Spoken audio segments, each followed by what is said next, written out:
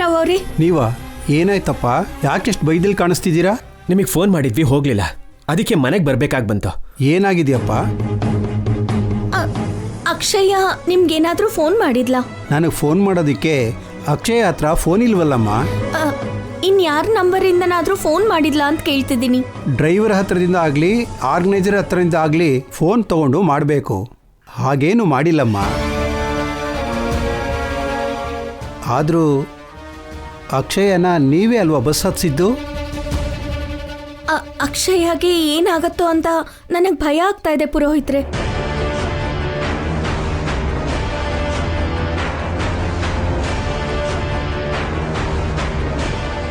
ನಿಮ್ಮ ವರ್ತನೆ ನೋಡ್ತಿದ್ರೆ ನನಗೆ ಭಯ ಆಗ್ತಿದ್ಯಮ್ಮ.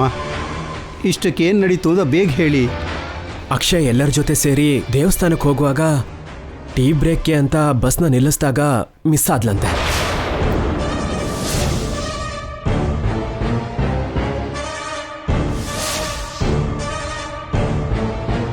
ಆರ್ಗನೈಸರಿಗೆ ಕಾಲ್ ಮಾಡಿದಾಗ ಈ ವಿಷಯ ಹೇಳ್ದ. ಬುದ್ಧಿ ಇಲ್ದಿರೋ ವ್ಯಕ್ತಿಗಳು, ಮನ್ಸಿಲ್ದಿರೋ ವ್ಯಕ್ತಿಗಳು ಚಿಕ್ಕ ಹುಡುಗಿನ ಬಿಟ್ಟು ಹೋಗಿದ್ದಾರೆ. ನಮ್ ಫೋನ್ ನಂಬರ್ ನೆನಪಿಲ್ಲ ಅಂದ್ರೂ ನಿಮ್ ಫೋನ್ ನೆನಪಿರುತ್ತೆ ಅಲ್ವಾ? ಸೊ ಅದಕ್ಕೆ ನಿಮಗೆ ಫೋನ್ ಮಾಡಿ ಏನಾದ್ರೂ ಹೇಳಿರ್ತಾಳೇನೋ ಅಂತ ತಿಳ್ಕೊಳ್ಳೋಣ ಅಂತ ಬಂದ್ವಿ. ನಿಮ್ಮ ಅಮ್ಮನ ಪ್ರಾಣಕ್ಕೆ ಯಾವುದೇ ಅಪಾಯ ಆಗಬಾರ್ದು ಅಂತ ದೀಕ್ಷೆ ತಗೊಂಡು ಅವಳು ಅಪಾಯದಲ್ಲಿ ಸಿಕ್ಕಾಕೊಂಡಿದ್ದಾಳೆ ಎಂತಾಯ್ತು?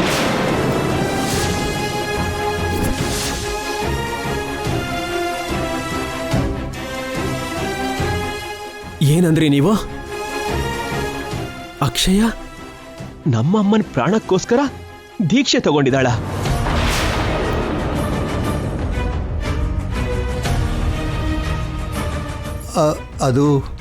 ಅದು ನಾರಾಯಣರಾವ್ ಅವ್ರೆ, ನೀವು ಯಾವುದೋ ವಿಷಯನ ಮುಚ್ಚಿಡ್ತಿದ್ದೀರಾ. ನಿಜ ಹೇಳಿ. ಈ ವಿಷಯನ ನಿಮ್ಮ ಹತ್ರ ಹೇಳಬಾರ್ದು ಅಂತ ಅಕ್ಷಯ ನನ್ನ ಹತ್ರ ಮಾತು ತಗೊಂಡಿದ್ದಾಳೆ. ಆದರೆ ಮನಸ್ಸಲ್ಲಿರೋ ಮಾತು ಹೊರಗಡೆ ಬಂದ್ಬಿಡ್ತು. ಅಕ್ಷಯ ಭವಾನಿ ದೀಕ್ಷೆ ತಗೊಳ್ಳೋದಕ್ಕೆ ಕಾರಣ ಏನು ಅಂದರೆ, ನಾನು ಕೂಡ ದೀಕ್ಷೆ ತಗೋಬೇಕಂತ ಅನ್ಕೋತಿದ್ದೀನಿ ತಾತ. ಯಾಕೆ ತಗೋಬೇಕು ಅಂತ ಅನ್ಕೋತಾ ಇದೆಯಾ? ವೇದಾವತಿ ಅವ್ರು ಇದಾರಲ್ವಾ? ಹೌದು. ಅವ್ರು ಸಾಯ್ತಿರೋ ಹಾಗೆ ನನಗೆ ಕೆಟ್ಟ ಕನ್ಸು ಬಿದ್ದಿತ್ತು. ಅವ್ರ ಆರೋಗ್ಯ ಪರಿಸ್ಥಿತಿ ಚೆನ್ನಾಗಿಲ್ಲ. ಇನ್ನು ಸ್ವಲ್ಪ ದಿನ ಬದುಕ್ತಾರಂತ ಡಾಕ್ಟರ್ ಹೇಳಿದ್ದಾರೆ. ದೊಡ್ಡಮ್ಮನವ್ರು ಇನ್ನೂ 100 ಕಾಲ ಕ್ಷೇಮವಾಗಿರ್ಬೇಕಂತ ಮಂಡಲದ ದಿನ ದೀಕ್ಷೆ ತಗೋಬೇಕು ಅಂತ ನಿರ್ಧರಿಸ್ಕೊಂಡಿದ್ದೀನಿ.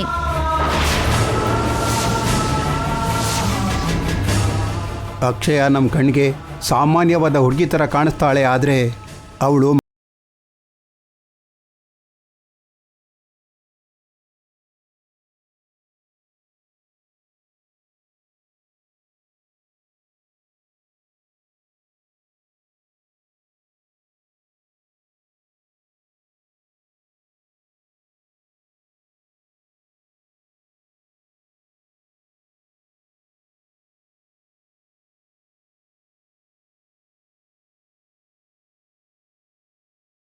ಅಂತ ಅನ್ಕೊಂಡಿರ್ಲಿಲ್ಲ. ಮಾಮೂಲಿಯಾಗಿ ಜನ್ಮಿಸಿರೋರು ತಮ್ಮ ಬಗ್ಗೆ ತಾವು ಯೋಚನೆ ಮಾಡ್ತಾರೆ. ಆದರೆ ಕಾರಣ ಜನ್ಮರು ಬೇರೆಯವ್ರಿಗೋಸ್ಕರ ಯೋಚನೆ ಮಾಡ್ತಾರೆ. ಅಕ್ಷಯ ಕೂಡ ಅಂಥವಳೆ.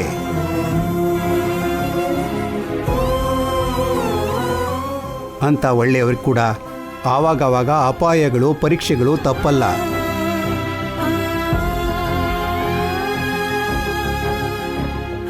ಅದಕ್ಕೆ ಅಕ್ಷಯ ಮುಡುಪು ಅರ್ಪಣೆ ಮಾಡಿದ ಹಾಗೆ ಯಾವುದೋ ಅಪಾಯ ಎದುರಾಗಿದೆ. ಅಕ್ಷಯಗೆ ಏನು ಆಗ್ಬಾರ್ದಪ್ಪ. ಅಯ್ಯೋ, ನೀವೇನು ಭಯ ಪಡಬೇಡಿ, ನಾವು ತಕ್ಷಣ ಹೊರಡ್ತೀವಿ. ಅಕ್ಷಯ ನಮಗ್ ಹುಟ್ಲಿಲ್ಲ ಅಂದ್ರು, ನಾವು ದತ್ತು ತಗೊಂಡಿಲ್ಲ ಅಂದ್ರು ನಮ್ಮ ಮಗಳ ತರಾನೇ. ಯಾವುದೇ ಅಪಾಯ ಆಗದ ಹಾಗೆ ಹುಡುಕಿ ಕರ್ಕೊಂಡು ಬರ್ತೀವಿ. ನೀವೇನು ಭಯ ಪಡಬೇಡಿ. ಅವಳು ಸಿಕ್ಕಿದ ತಕ್ಷಣ ನಿಮಗೆ ಫೋನ್ ಮಾಡ್ತೀವಿ. ಭವ ನಡೆಯವನಿ.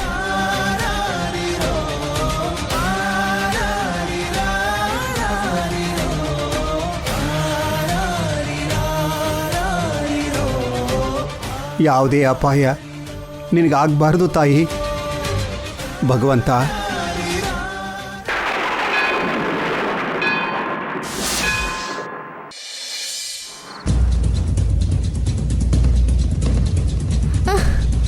ಅಮ್ಮ, ಅಮ್ಮ, ಬಾರೋ ಬೇಗ. ಬಾರೋ.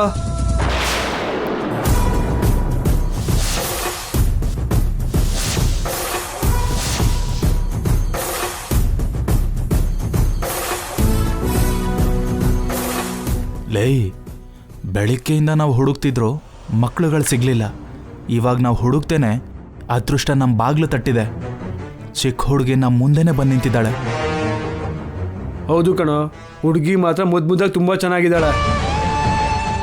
ಇಂಥ ಹುಡುಗಿನ ಕಿಡ್ನ್ಯಾಪ್ ಮಾಡಿ ಮಾರಿದ್ರೆ ಒಳ್ಳೆ ದುಡ್ಡು ಸಿಗುತ್ತೆ. 10 ತಿಂಗಳು ಯಾವ ಮಕ್ಕಳನ್ನು ಕಿಡ್ನ್ಯಾಪ್ ಮಾಡಲಿಲ್ಲ ಅಂದ್ರೂ ಪರವಾಗಿಲ್ಲ, ಆ ದುಡ್ಡು ಜೊತೆ ಆರಾಮಾಗಿರ್ಬೋದು. ಇನ್ಯಾಕೆ ಯೋಚನೆ, ಹುಡುಗಿ ಹತ್ರ ನಿಧಾನಾಗಿ ಮಾತಾಡ್ತಾ ಇರು. ಯಾರ ಜೊತೆಗೂ ಬಂದು ಬಸ್ಸು ಮಿಸ್ ಆಗಿರೋ ಥರ ಕಾಣ್ತಿದೆ. ಹೋಗೋಣ ಬಾ. ನಡಿ.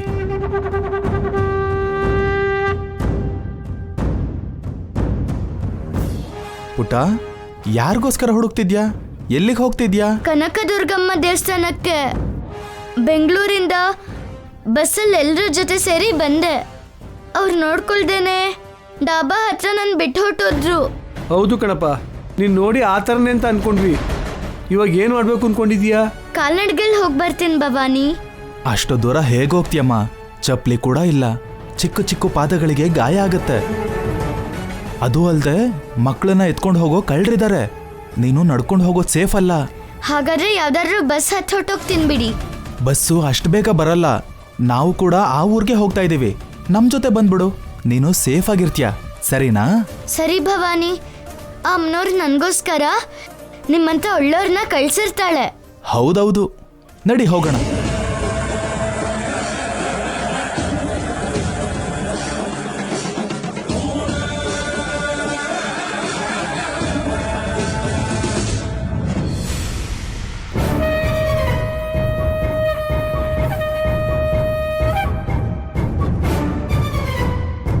ತುಂಬಾ ತುಂಬಾ ಥ್ಯಾಂಕ್ಸ್ ಭವಾನಿ.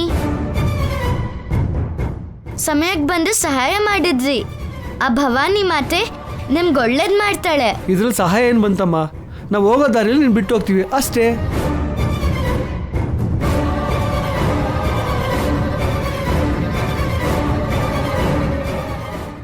ನಡೆ.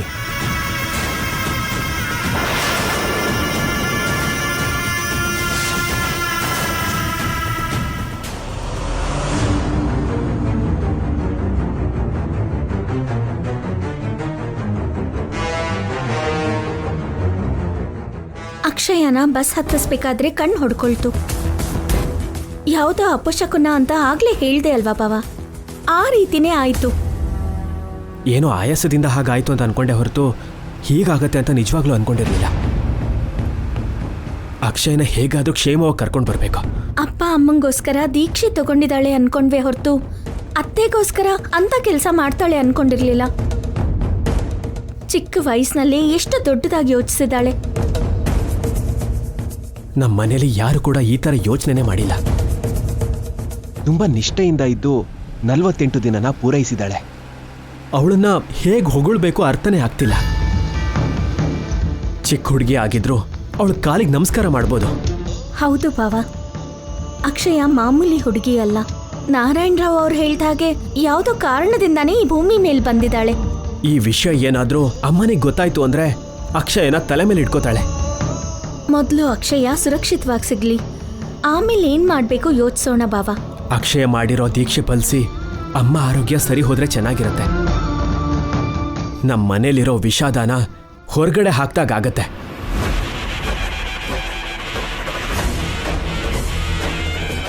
ನೈವೇದ್ಯಕ್ಕೆ ಇಡ್ಬೇಕಾಗಿರೋ ಪ್ರಸಾದ ತಯಾರಾಯ್ತು ಮೇಡಮ್. ಇದನ್ ಯಾರು ಮಾಡಿದ್ರು? ನಾನೇ ಮೇಡಮ್.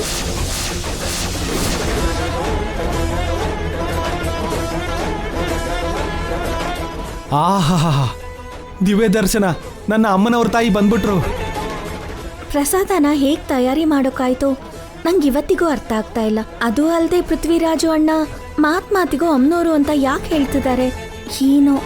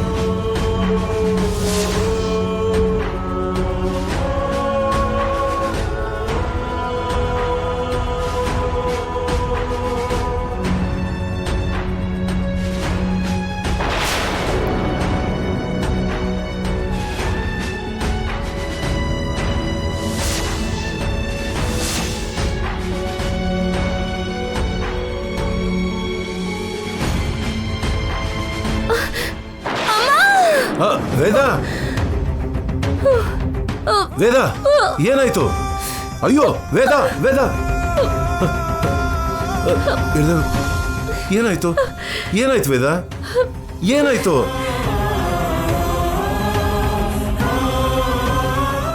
ವೇದ ಎದ್ದೇಳು ವೇದ.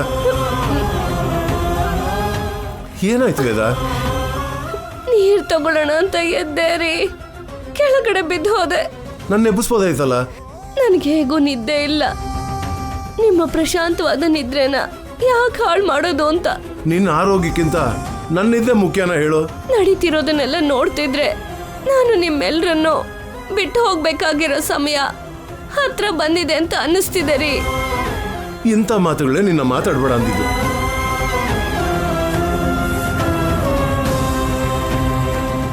ಮೊದಲು ನೀರು ಕುಡಿ ನೀನು. ಹಾ ಕುಡಿ.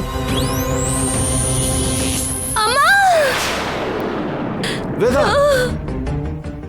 ಏನಾಯ್ತು? ತಲೆ ಸಿಡಿತಿದೆ ರೀ. ನಡಿ ಆಸ್ಪತ್ರೆಗೆ ಹೋಗೋಣ.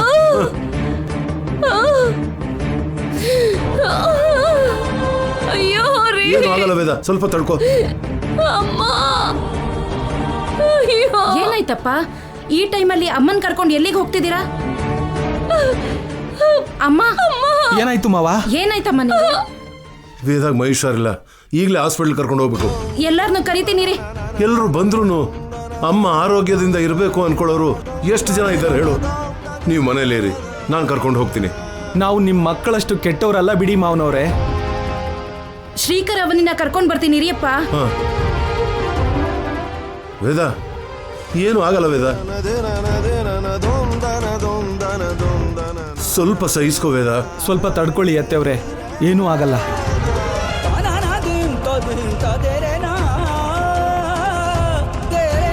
ಶ್ರೀಕರ್ ಅವನಿ,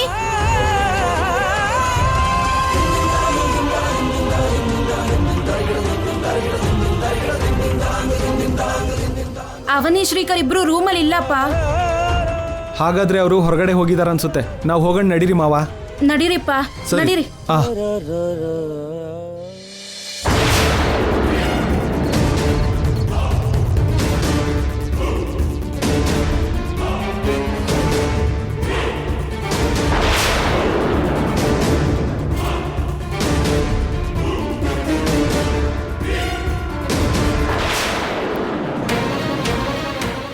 ಅಕ್ಷಯ ಯಾರೋ ಒಬ್ರು ನಂಬರಿಂದ ನಮಗ್ ಫೋನ್ ಮಾಡಿ ಇಂಥ ಜಾಗದಲ್ಲಿ ಇದೀನಿ ಅಂತ ಹೇಳಿದ್ರೆ ಚೆನ್ನಾಗಿರ್ತಿತ್ತು. ಪಾಪ ನಮ್ ನಂಬರ್ಸು ನೆನ್ಪಿರಲ್ಲ. ಅವಳಿಗೆ ನೆನ್ಪಿನ ಶಕ್ತಿ ಜಾಸ್ತಿ. ನೆನ್ಪಿಲ್ದೆ ಅಲ್ಲ, ಅನ್ಕೊಳ್ದೇ ಇರೋ ಘಟನೆಗಳು ನಡೆದಾಗ ಆ ಶಾಕಲ್ಲಿದ್ದು ಭಯ ಪಡೋದ್ರಿಂದ ಎಲ್ಲ ಮರ್ತು ಹೋಗ್ತಾರೆ. ನೀನ್ ಹೇಳಿದ್ದು ಕೂಡ ನಿಜಾನೇ. ಬಾವಾ ಬೇಗ ಹೋಗು. ಆರ್ಗನೈಸರ್ ಹೇಳಿರೋ ಡಾಬಾ ಇನ್ನು ಎಷ್ಟು ದೂರ ಇದೆ? ಇನ್ನೊಂದು ಹಾಫ್ ಎನ್ ಅವರ್ ಅಲ್ಲಿ ರೀಚ್ ಆಗಿದೆ.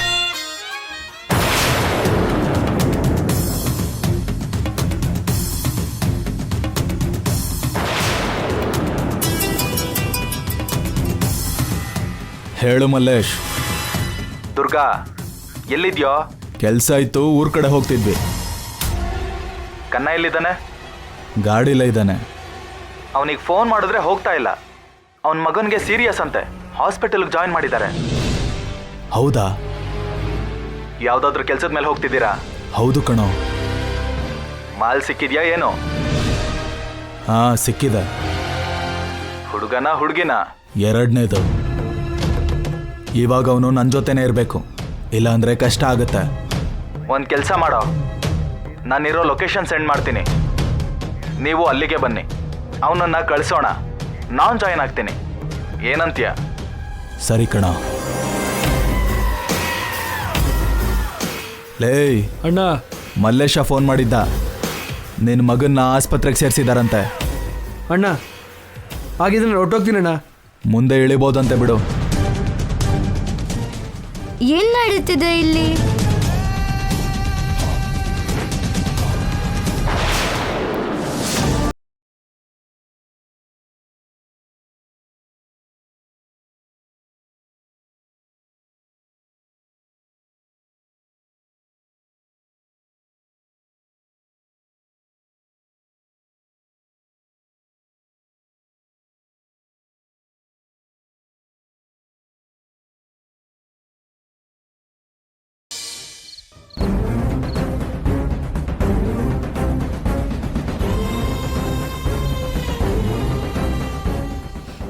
ಅಮ್ಮ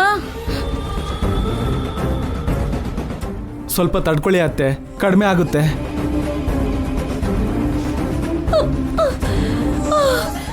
ವೇದವತಿ ಅವರೇ,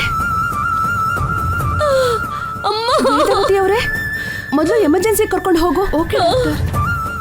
ಏನು ಆಗೋದಿಲ್ಲ ವೇದ. ಡಾಕ್ಟರ್, ನೀವಿಲ್ಲೇ ವೆಯ್ಟ್ ಮಾಡಿ.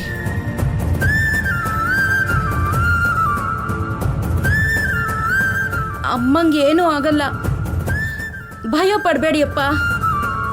ಚಿಂತೆ ಪಡಬೇಡಿ ಮಾವನವ್ರೆ, ಅತ್ತೆಯವ್ರಿಗೆ ಏನೂ ಆಗಲ್ಲ. ಅವ್ರು ಎಲ್ರಿಗೂ ಬೇಕಾಗಿರೋ ವ್ಯಕ್ತಿ. ಆ ದೇವ್ರು ನಿಮಗೆ ಅನ್ಯಾಯ ಮಾಡಲ್ಲ. ಹೌದಪ್ಪ, ದಿನ ಪೂಜೆ ಮಾಡೋ ಅಮ್ಮನಿಗೆ ಆ ದೇವ್ರ ಜೊತೆಯಾಗೇ ಇರ್ತಾನೆ. ಈಗ ನಾವು ಎಷ್ಟೇ ಸಮಾಧಾನದ ಮಾತಾಡಿದ್ರು ಅದು ವೇದವತಿಗೆ ಆರೋಗ್ಯನ ಕೊಡುತ್ತಾ, ಆಯಸ್ಸನ್ನು ಕೊಡುತ್ತಾ? ನನ್ಗೆ ಯಾಕೋ ನಂಬಿಕೆ ಬರ್ತಿಲ್ಲ. ವೇದವತಿ ಆರೋಗ್ಯದ ಬಗ್ಗೆ ಮೊದಲೇ ಡಾಕ್ಟರ್ಗಳು ಹೇಳಿದ್ರಲ್ಲ, ಬಹುಶಃ ಇದೇ ಅವಳು ಕೊನೆಗಳಿಗೆ ಆಗಿರ್ಬೋದು. ಹಾಗನ್ಬೇಡಿ ಮಾವನವ್ರೆ, ಜವಾಬ್ದಾರಿನ ಡಾಕ್ಟರ್ ಮೇಲೆ ಹಾಕೋಣ, ಭಾರನ ದೇವ್ರ ಮೇಲೆ ಹಾಕೋಣ. ಎಲ್ಲ ಒಳ್ಳೇದಾಗಬೇಕು ಅಂತ ಕೇಳ್ಕೊಳ್ಳೋಣ.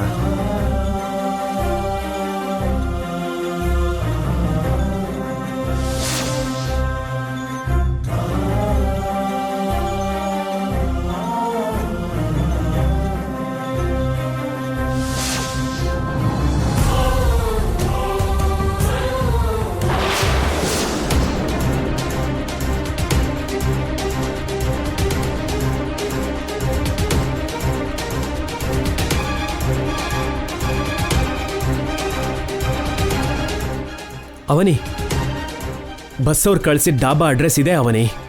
ಅಕ್ಷಯ ಬಸ್ನ ಇಲ್ಲೇ ಮಿಸ್ ಆಗಿರೋದು. ಮೊದಲು ಇವ್ರ ಹತ್ರದಿಂದನೇ ಎನ್ಕ್ವೈರಿ ಮಾಡೋಣ. ಸರಿ ನಡಿ. ಸರಿ ನಡಿ.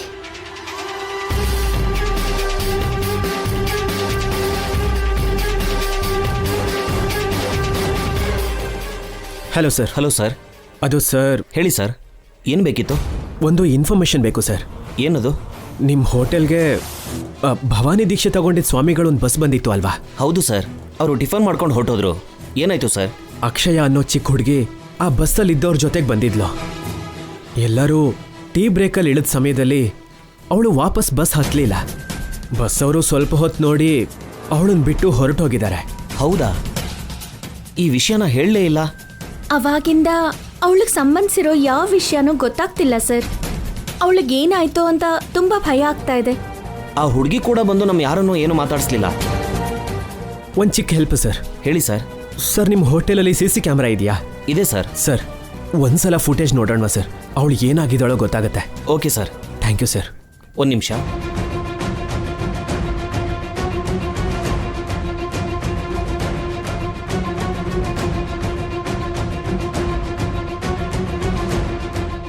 ಸರ್, ಬಸ್ಸು ನಿಮ್ಮ ಹೋಟೆಲಿಗೆ ಬಂದ ಮೇಲಿಂದ ತೋರಿಸಿದ್ರೆ ನಮಗೆ ಸಾಕು ಸರ್.